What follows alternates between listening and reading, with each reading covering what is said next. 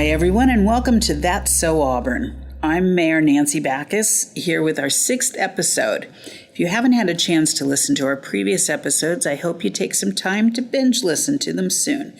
I know you'll learn a lot about Auburn and hopefully be inspired by the wonderful people I've been able to have on the podcast so far.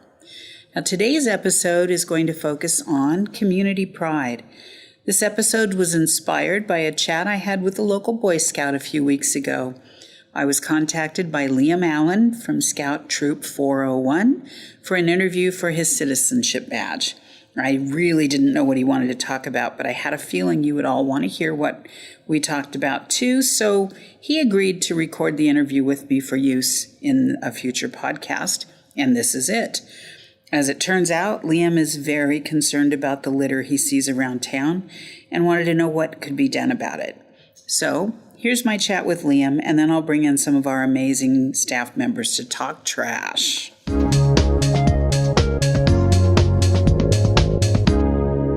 Hello, my name's Liem Allen. I'm from Troop 401. I'm working on my citizenship as a community, and I'm going to be interviewing the mayor.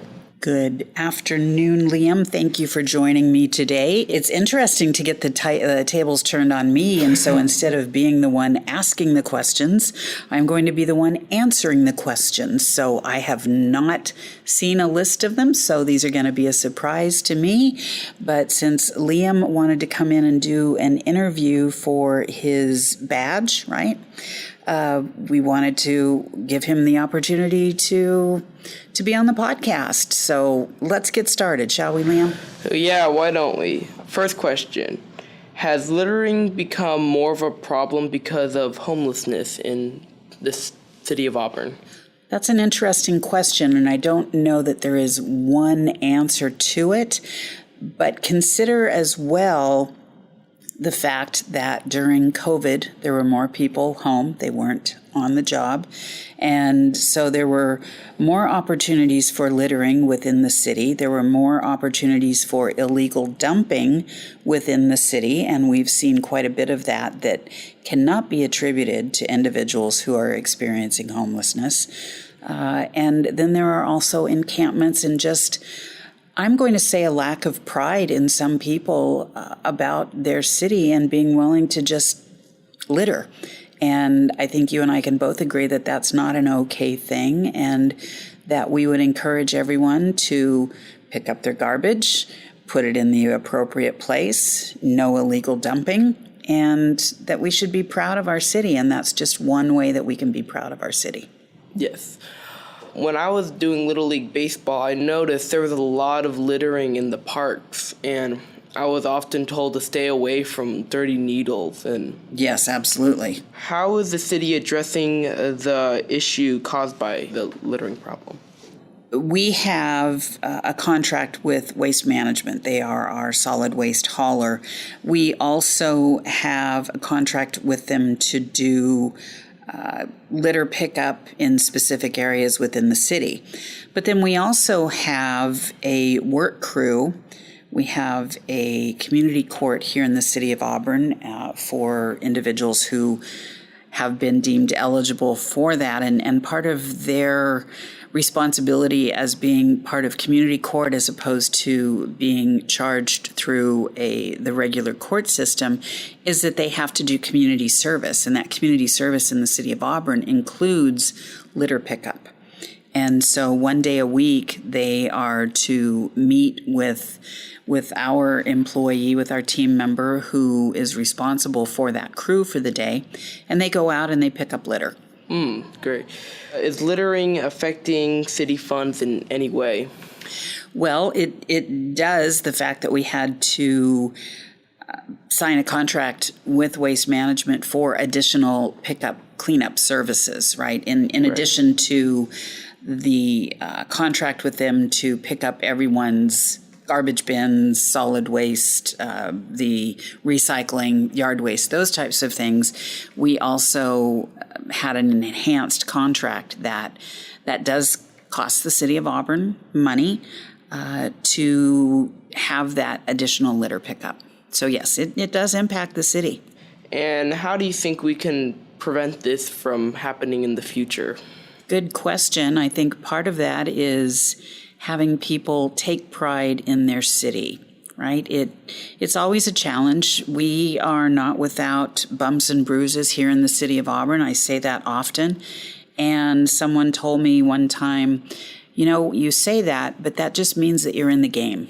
It means that you're not on the sidelines just watching. You are actively participating. And so I've encouraged people to go out in their neighborhoods, and I have a garbage stick and I take a bag with me and I pick up garbage that I see. It's just taking pride back in your city, in your neighborhood. Scouting troops do a great job of instilling pride in themselves, for their community, with their families, with their school. And I would encourage your troop to maybe take on something like that as a project. It's always helpful when the community is included in something like this. Yes, as a scout, we've done some cleaning up in the parks, and it's kind of amazing how much litter can amount up, but it doesn't matter. We think to clear out the parks, make it usable for everyone.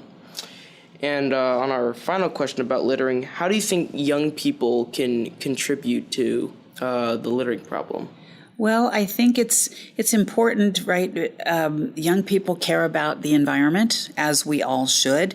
And so just taking a moment to understand what it means to drop that hamburger wrapper or the juice box or the candy wrapper, something like that. It may feel like it doesn't impact anything, it's just one. But if everyone in our community is thinking that same way, it doesn't harm anything. It's just one wrapper, it's just one bag, it's just one something. That adds up.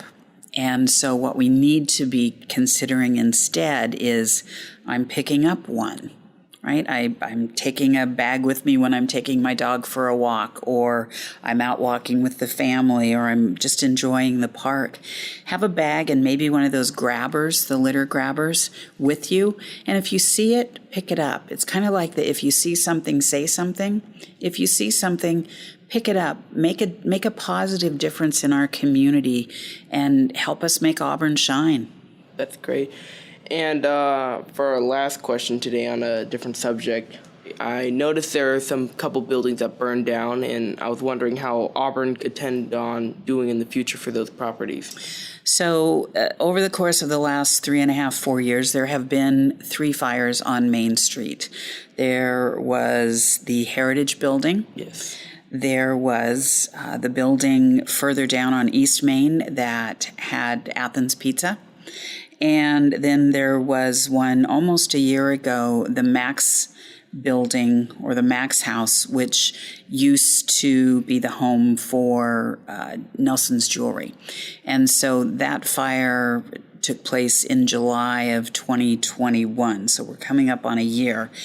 And the Heritage Building fire, which took place the day after Christmas a few years ago, if you've driven by there lately, you might notice that there are construction fences up and there is construction going on. I am excited to report that will no longer be a vacant space.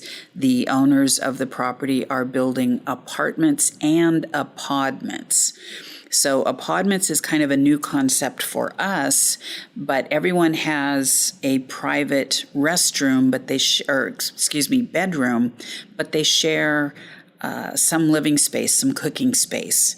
So those will be considered very affordable and attainable for individuals in our community. There will also be some studio, one-bedroom apartments in there as well. The building where the Athens Pizza is housed is back open again. Excited that they are back open, and I think all of the businesses in that space are back open and thriving, I believe. And then just last night, June 6th, at the Auburn City Council meeting, the City Council voted to approve a purchase and sale agreement for the city to purchase where the Max House was, where Nelson's Jewelry used to be on Main Street, the corner of Auburn Avenue and Main Street. Our goal is to incorporate that into a new theater. And so we're excited by that opportunity. So you will see additional building and revitalization in our downtown. All right, and that's all I have for today. Great questions, Liam. Thank you so much for coming in. It was a pleasure.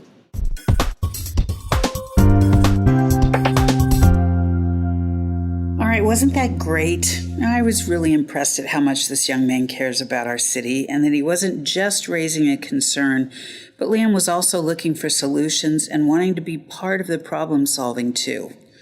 All in all, it all just comes back to pride, taking pride in where we live and caring enough about it to keep our community clean.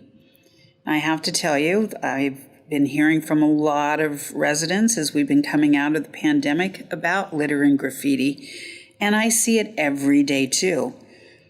It is okay for you to be upset by that, and it is also okay for you to chip in and be part of the solution. And that's what we're going to talk about today with my 3 guests.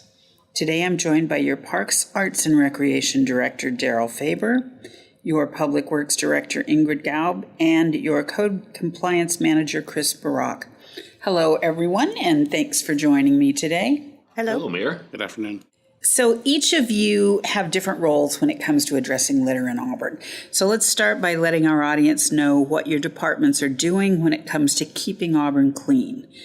Ingrid, let's start with the things that Public Works does in a day in and day out environment when it comes to cleaning our public right-of-ways. Sure, I'd love to talk about that. We actually do quite a few different things, both within our Maintenance and Operations Division as well as our Engineering Division, to work towards cleaning up the streets. During the pandemic, we did see an increase in the amount of litter that was out there in the community, and that triggered a couple different things for us to look at doing differently as we came out of that pandemic. The M&O staff actually do a litter crew that they staff with now currently 3 full-time employees that go around and clean up trash in various locations around the city, mostly on our arterial network. And then that crew also manages a community service crew that is basically those folks that have community service hours that they need to get done. We pick them up 2 days a week and go out and clean up trash and clean up graffiti. And M&O is Maintenance and Operations. Maintenance and Operations, for those that might not know that. Thank you. And then within our engineering department, we also manage our Adopt a Street program. So this is where members of the public can volunteer to actually clean up streets. And we actually have 8 active groups within that right now. And in 2021, I think we had 5 of them cleaning up different sites and putting in about 46 hours of effort in cleaning up streets. And this year so far, we've had 7 groups that have been active, and they've put in about 67 and a half hours for cleanup. Oh, that's great. So, and there is training that goes along with that, right? So that we're not just sending people out there and saying pick up garbage. Correct. No, there's training that goes along with that. There's also supplies that we provide to the groups that do that. For those that are actually committed to doing cleanups at least 4 times a year on a particular road corridor, once that first 4 cleanups are done, we'll actually put up a sign recognizing them for cleaning up that roadway and keeping that road maintained. We also have one-time cleanups that we'll do with those volunteer groups as well, where they don't want to commit to doing it 4 times a year or on a regular basis. We'll set up a one-time event where they can come and clean up an area and then go through that process with them. So, and again, we provide materials for that, so vests, pick up the garbage bags. We collect the bags when they're done and dispose of them. And so it's a great way for the community to get involved and actually clean that up. And do they get to select the area that they want to clean up? They can propose a location. We'll look at those locations and we'll look at it from several different areas that we'll want to consider. One primarily being safety for the group, to make sure that it's an appropriate road, that there is a safe area for them to be along the road for cleaning it up, and what the speeds on that roadway are. Wow, that makes good sense. Yeah. So in addition to that, I know for our maintenance and operations crew, so far this year, they've actually disposed of about 103 tons worth of material, and that's just our maintenance crew. In addition to the maintenance crew, our finance department also, through our solid waste utility, manages a contract with Waste Management, and they provide a litter crew as well that also goes around the city every day of the week, 5 days a week, and cleans up our arterial streets as well as cleans up where we have significant dumping that might be occurring. Between those two groups, for the first quarter of this year, we actually cleaned up and picked up over 1,400 cans in our public cans that are around town, both in our downtown and other areas of the city. They picked up about 30 tons worth of road litter bags, and then about 88 tons of bulk items in that first quarter.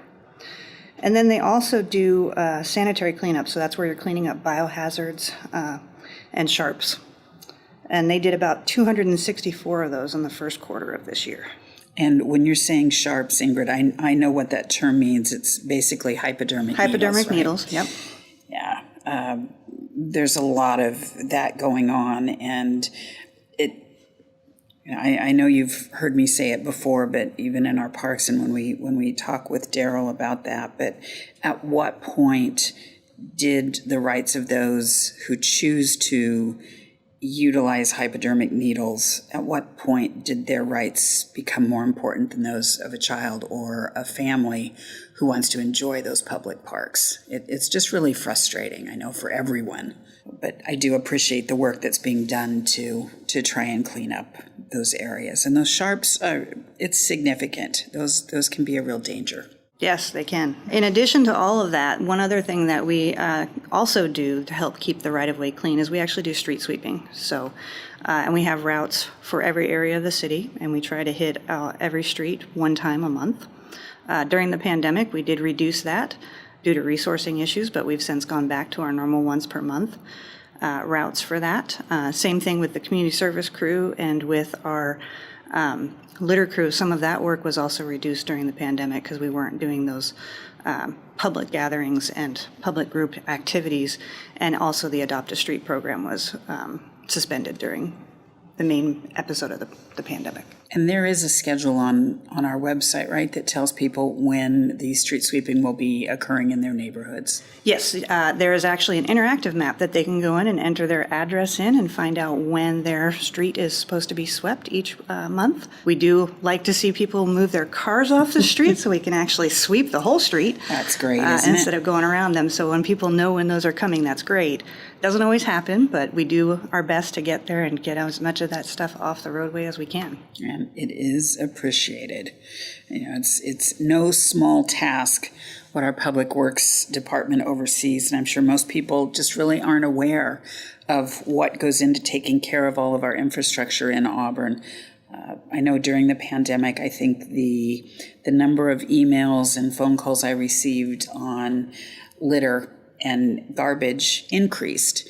And I think there are numerous reasons why that occurred. One thing, I think there are a lot more people who were working remotely, so they were working from home and they had more opportunity during daylight hours to be out and about in our city, in our community. And then there were more people out and about, and unfortunately not everyone takes pride in their city or in their community and doesn't feel any remorse by just leaving litter, leaving things, throwing things out the window. I've seen that. And it's discouraging because litter begats litter, right? Mm-hmm. If you see litter in one place, people don't feel quite as guilty about throwing litter in that same area or illegal dumping. Right. I know that we sometimes talk about individuals experiencing homelessness, and a good number of the emails that I receive are complaining about all of the garbage is from individuals who are experiencing homelessness. And I'm going to challenge that, because some of that dumping is just illegal dumping by someone who does not want to take their large, bulky items over to the transfer station, right? That is true. It is definitely a combination. We definitely have seen an increase in litter and garbage related to where we've seen some of those encampments for people experiencing homelessness. But we also see an increase in just the amount of people that were dumping things just to be dumping them. They're not necessarily coming from a homeless encampment. And we've seen that increase in pre-pandemic to now. The number of complaints that we get from the public regarding dumping and litter has more than doubled from what it was for the pre-pandemic. And graffiti as well has also increased from pre-pandemic to now as well. And so that both of those are contributing to what it looks like out there, and that's not what we as a city necessarily want our community to look like. We definitely do everything that we can to try to keep that clean, but we really need the community's help and support. And a big part of that is the fact that under our code, it's actually the property owner's responsibility to actually clean up that debris that's along their frontages between that curb line or that edge of the road all the way to their property line. That's actually within their responsibility to do. Not everybody does it. A lot of people do, but not everybody. So we definitely have areas of the city that we have a higher focus to try to address those areas. And Ingrid, I think you mentioned it earlier at the beginning of our discussion, but can you talk a little bit about our app, SeeClickFix? Sure. So SeeClickFix is an application for your phone that anybody in the community can set up the account under that and basically take a picture of an issue out in the community and send that issue to us. So if they see litter, they see dumping, they can take a picture of that and actually go through the app to select that category for illegal dumping or trash and send that to us. That picture usually comes in with your GPS information on it, so it tells us pretty much exactly where that's supposed to go. That goes directly into our work order system with our staff and goes and gets assigned out to either the public works staff or to the waste management staff, depending upon what that situation actually is.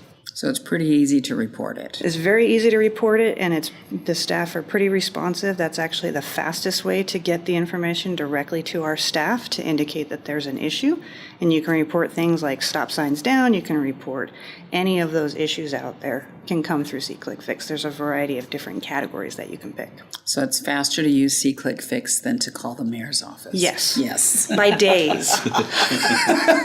Well, I'm pretty responsive too, but you're skipping the middleman if you go directly to SeeClickFix. So I will encourage everyone to do that. By the time it goes from you to me to then the staff and the staff and the staff, then it finally gets there. That's why it takes days. Well, thank you, Ingrid. I appreciate all of that information. Any other thoughts that you want to discuss?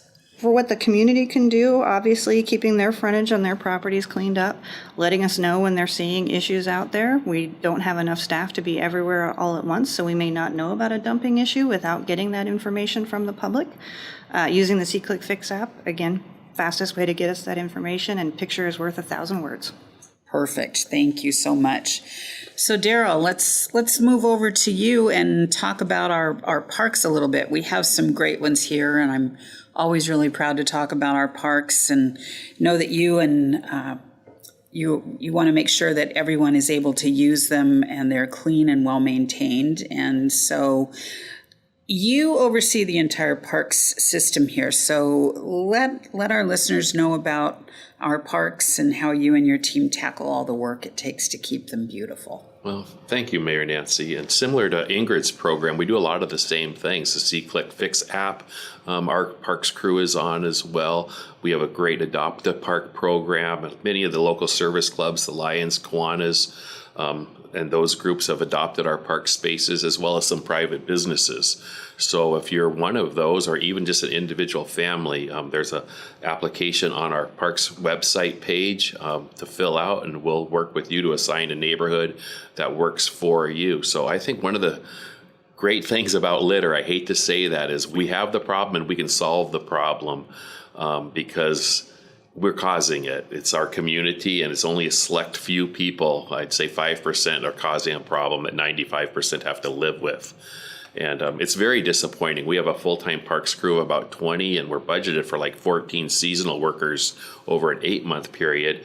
And we only have like 4 right now because it's really hard to hire, get applicants. And so that's really a main part of our summer the sunny months, if we can call them that, we rely on a lot of part-time workers. And so we encourage anybody who wants to get involved to fill out an application to be part of that solution. But the biggest solution is in our park users. As was mentioned, the pandemic led a lot of people to our parks and open spaces, which is really what we're in the business of. Right. But we're not in the litter business. We understand when we go to a state park or a national park, you pack it in, you pack it out. And it should be the same thing at your local park.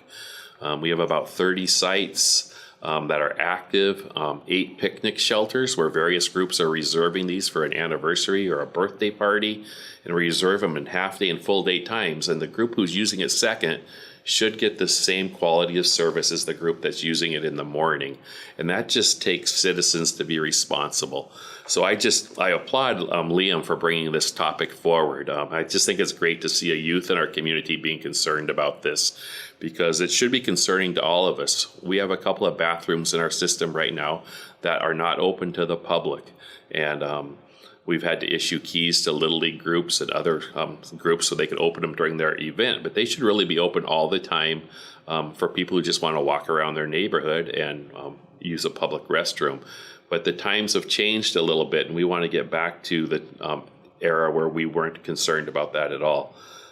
So our parks crew spends a lot of time on litter, and if we can just get them to the garbage cans that are provided in the park, our crew then gets them from those cans to the dumpsters, and then Waste Management gets them from the dumpsters to the landfill. And we also work with our Public Works team to get them over to our M&O shop for appropriate. So the system's in place. We just have to get the use down to a manageable level.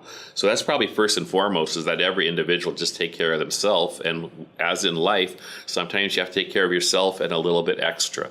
So do that in a safe manner. Wear gloves when necessary.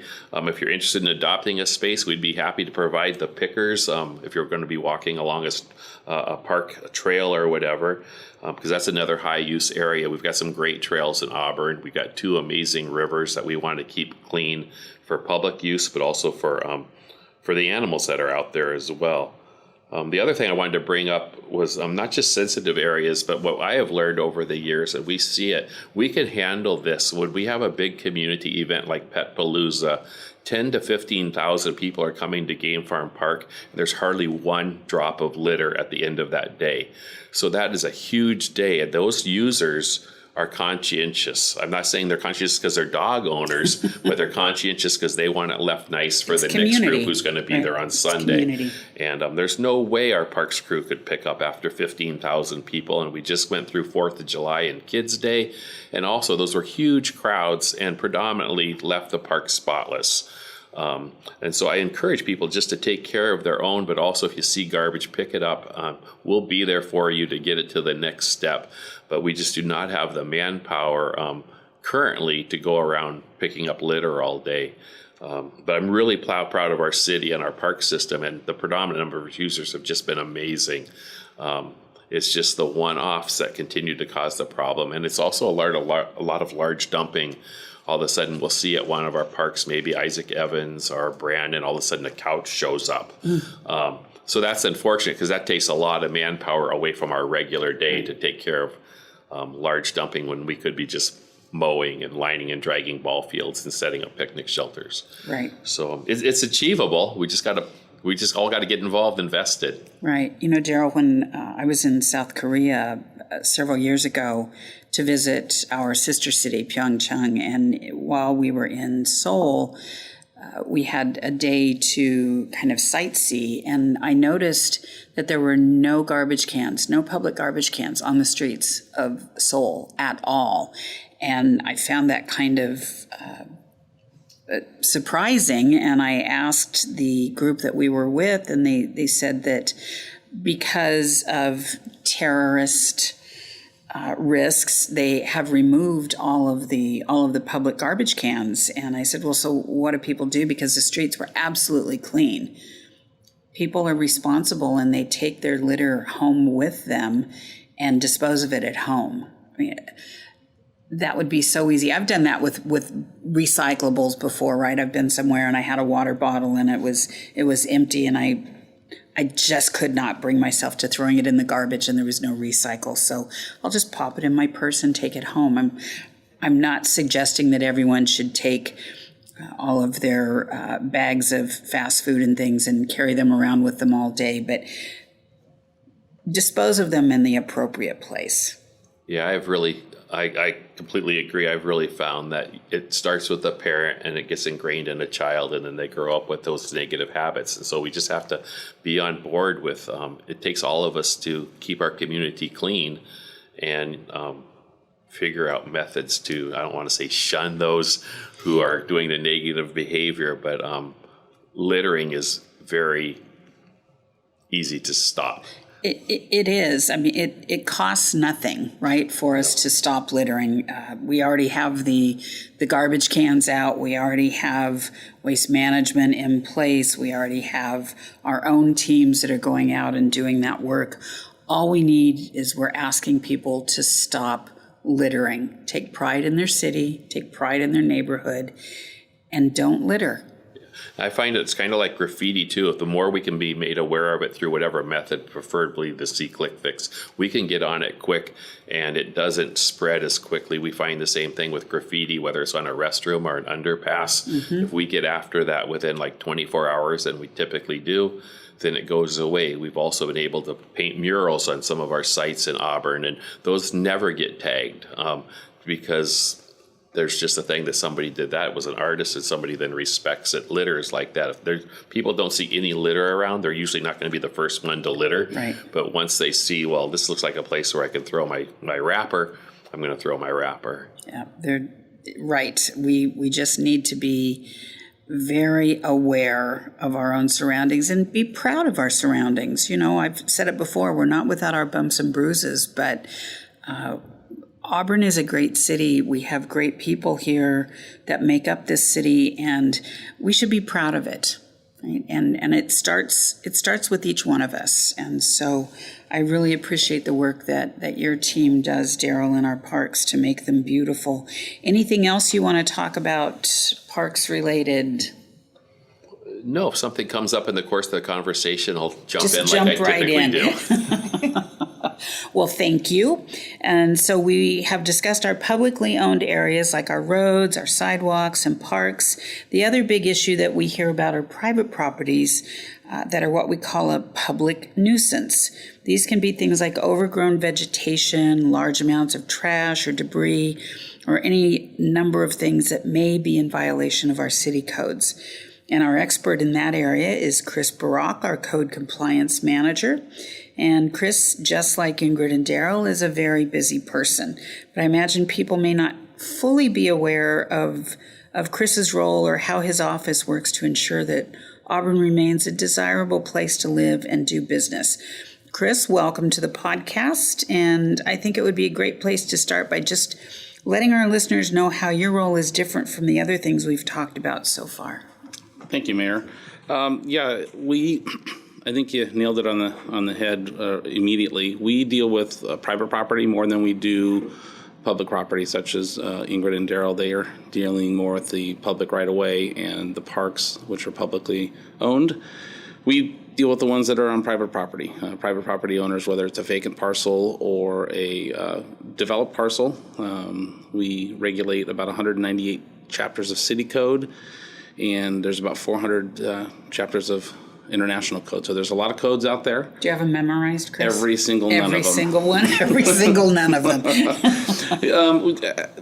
In my department, there's 3 of us, myself and then 2 officers. And the ones that we deal with, the public nuisance stuff, the tall grass and weeds, trash, litter, and debris, inoperable vehicles, those we know pretty much like the back of our hand. There's the ones that are rooted really, really deep in code that we have experts in other departments that we go to. We may not have the answer immediately, but we will find out where to find that answer. And you have access to all of that code. We do.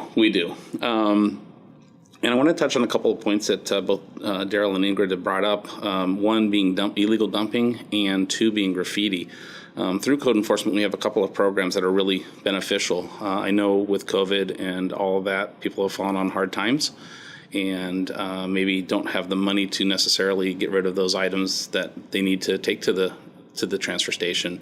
We have a program through King County. It's a King County Solid Waste Program for dump vouchers for people who have or have the need for them that can afford potentially to bring their items to the dump. They can contact us, and somewhere along in here I'll have the multiple ways to contact code enforcement. But we send an application in on behalf of the resident to King County Solid Waste, and you're allowed to have up to 3 dump vouchers per year per address. And so if you've got those household items that you want to get rid of, rather than finding an area in town that, maybe is dark at night and you can get away with it, give us a call, an email, and we can send it over to King County. As long as they still have funding available for it, which they currently do at this point, we can get those vouchers, unless you're a commercial business. So it's for residential properties only. Or somebody, potentially, if you have a vacant parcel that you own here in the city and somebody drives by and dumps stuff on your property because you're a victim, we understand that. You as a property owner are responsible for the removal of that. But this is kind of a helping hand to say, hey, you as a victim, we understand that you are responsible. We hate having to send that message to you. But here's an avenue that you might be able to take advantage of to not have the monetary loss.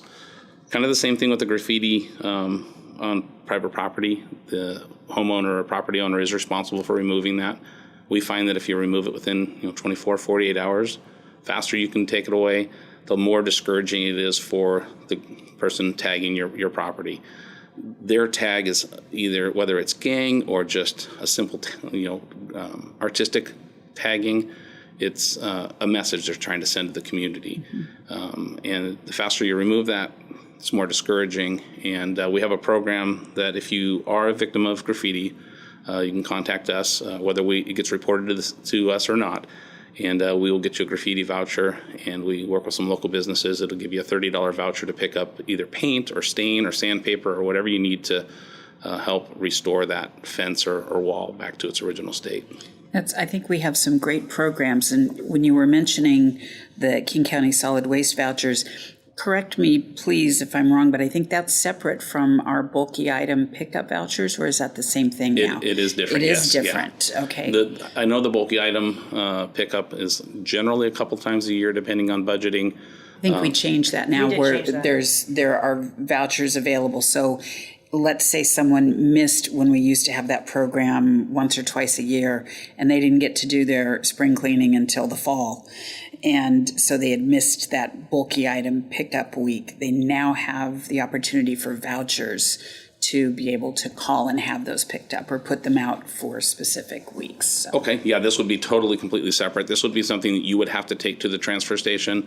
It's a 2-part duplicate copy, and you take it and you bring it in. Once you dump your items, That's great. Yeah, I was not aware of that. It's a really, really great program. It really assists us in maybe there's always a story behind a code violation. And we may show up to a property where somebody, maybe it's a property that their parents own and they passed away, and maybe they like to collect things and they're trying to clean things up, or there's a certain situation with mental health where somebody might be hoarding stuff that maybe doesn't have the means to get rid of those items. If you can get them to the transfer station, we can help you out. That's fabulous, because you just hit on something, Chris. I think in your role, it's code enforcement, right, or code compliance, and it always feels like if code enforcement is going to show up, somebody's in trouble. But I've always been so impressed that it's more those initial contacts are advocacy, education before there's ever an enforcement process.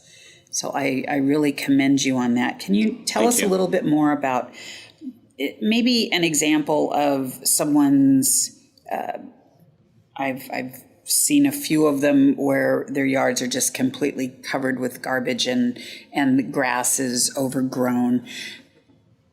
Can you walk us through what an example of that initial interaction would be and what the process would be? Yeah, absolutely. So we would receive a complaint through one of our many avenues.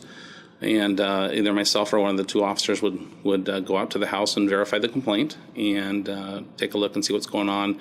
And we just simply knock on a door. And other municipalities have kind of a send a letter first and say you're in violation of something and we expect you to clean it up within a certain amount of time.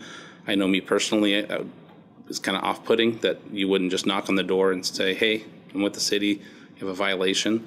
So we'll knock on a door and someone will answer generally, and we kind of make an assessment at that time. I mean, there might be, like you say, trash and litter in the front yard, tall grass and weeds, and somebody shows up in crutches because they had surgery 8 weeks ago and they couldn't get to their lawnmower because they're recovering. And so we have empathy for that. Mm-hmm. We talk about the circumstance.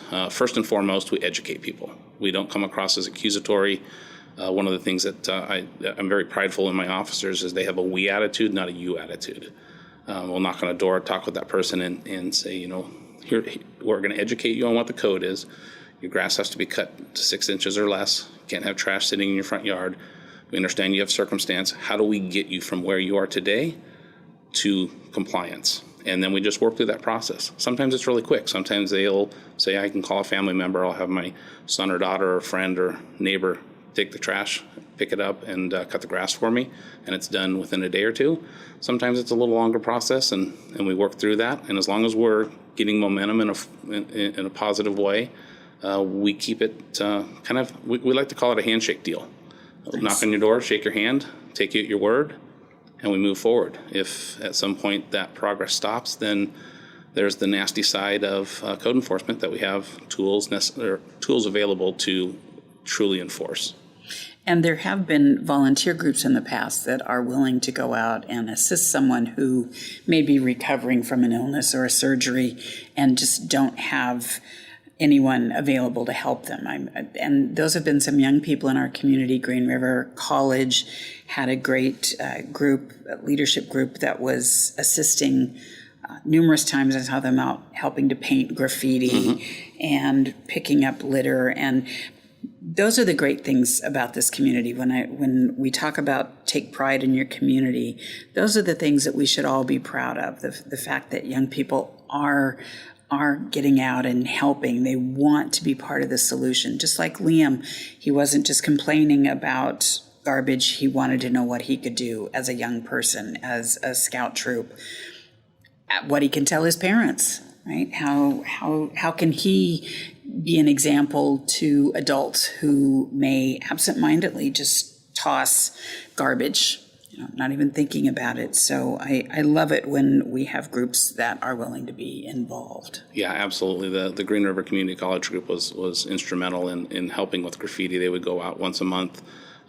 They would even supply the paint out of their own budget, and they'd go cover up some of our problem areas. And it's for my department, it's really about either trying to find out, what's the cause of the violation? Is it somebody, unfortunately, being lazy? They don't feel like cutting their grass. Is it somebody being defiant? Or is it somebody that truly needs some help? And although I don't have all the resources, we can try to point people in the right direction and try to connect people to resources so we can get out there and have the thing taken care of. Yeah. Do you have an example of maybe a really easy case that was resolved and something that was far more difficult maybe than it even should have been? You want to give an example of? Yeah, probably the easiest would be vegetation, tall grass and weeds, or even we've had situations where somebody's tree is overgrown and is blocking the sidewalk. I mean, I've had a few cases over the years where somebody would say, oh my gosh, can you please show me where? And they go out with their snippers and they cut it right there on the spot and resolve the violation. That's probably the fastest. Generally, depending on our beautiful Northwest weather, tall grass and weeds, if it's pouring down rain tomorrow, I don't expect you to be out there in the rain. Sure. But generally, tall grass and weeds are pretty quick, usually within about 48 hours or so. Those are generally resolved. Some of the more difficult cases that we deal with are land use or building without permits. We'll get a call that a neighbor, and again, it's about education. Not everybody knows that, a shed in your backyard has to meet the applicable setbacks or distance from your property lines or the sizing. Some people might go to Costco and buy a 300 square foot shed and put it in their backyard, and neighbor calls because they don't like the location or whatever it might be, and they don't realize that anything over 200 square feet requires a permit. And so those are processes that, again, it's just about educating people. We never go out with the accusatory attitude, but it's about getting them to the right place. We've even, in the past, kind of held hands and walked people through that permit process, make ourselves available, and some of those take a little bit longer. Probably the longest is going to be land use. When somebody goes out and grades their property and doesn't get a permit for that, there's a lot of variables. Some of the cases might take years to resolve if there's sensitive areas, wetlands, steep slopes, etc. And I think that's one of the things maybe many homeowners, landowners don't realize is just because you own the property doesn't mean that you can do anything and everything on that property.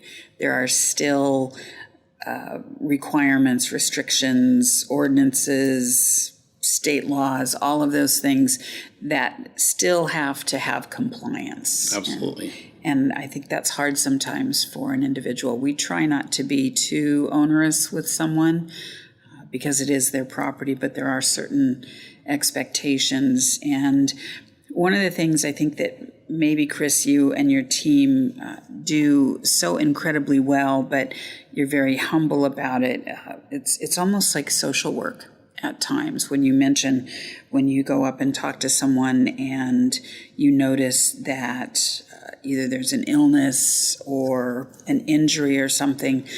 I remember one time a few years ago that one of our code enforcement officers knocked on the door, realized it was an elderly gentleman, ended up being in the house with him, and he had no food. His refrigerator was empty.